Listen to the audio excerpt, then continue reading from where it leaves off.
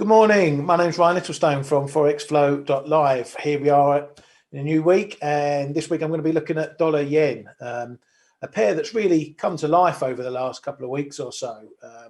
Been the laggard of the currency markets for quite some time now. We've been in a steep downtrend. So what I'm going to look at is the weekly chart, just to give you an overview of what trends we've been looking at and the way it's been playing out recently. So looking at this weekly chart, we can see we've been in a pretty much a gradual downtrend, all the way back to 2016, 17. And that accelerated last year, as you can see there, after we had the virus messing around. We've had a steep downtrend down there, which has gone from sort of the 109s, 110s, all the way down to the 103s, 102s. That trend got broken the other week, and that was a potential first start to a change of trend. As you can see from the chart there, it's been a strong move higher in the week since that break there. But what it hasn't done really yet is change the much wider trend. So what I've been looking at here is the levels which are either going to halt this short-term trend, if you like, this break of the short-term trend, or whether we're going to see it continue further.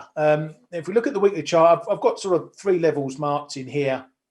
The first level we're right in at the moment, which is 105, sort of 70-80 range, up to the 106 and that fib level there at 106.07. The next level above that is up at the 108s, and the third level above that is way up in the 109, 110. So what I'm going to do now is just switch to the daily chart, just to zoom in a bit on that, to look at the levels there. And you can see the three levels marked there. So you can see this first zone up into the 105, 70, 80 zone, up into 106.07, which is a 38.2 fib of the move after the virus volatility that we've got there.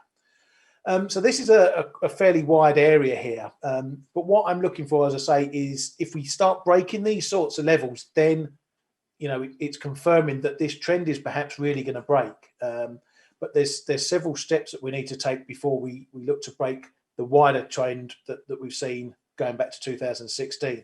So the first level I marked there. In the middle, we've got the 50% fib at 107.15 at the moment. That's from there, 107, 106.90 to 107.15. That's another zone to keep an eye on. But more importantly, the bigger zone up here is up at the 108. That's the one I've marked number 2, which is around the 61.8 fib as well. That has been a big historical level. So this is one of the key ones I'm looking at. If we get above there, then definitely things are really turning around. Then as we move up, we get into another big area, 109, 110. If we break that area, then this thing could be going to 115, 120 even.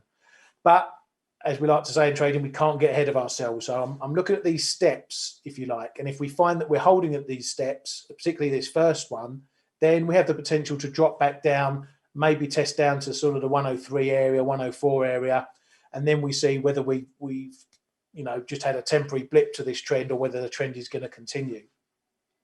Now, one of the themes that's behind this, the drivers, is the inflation trade that people are looking at, or reflation as people are calling it.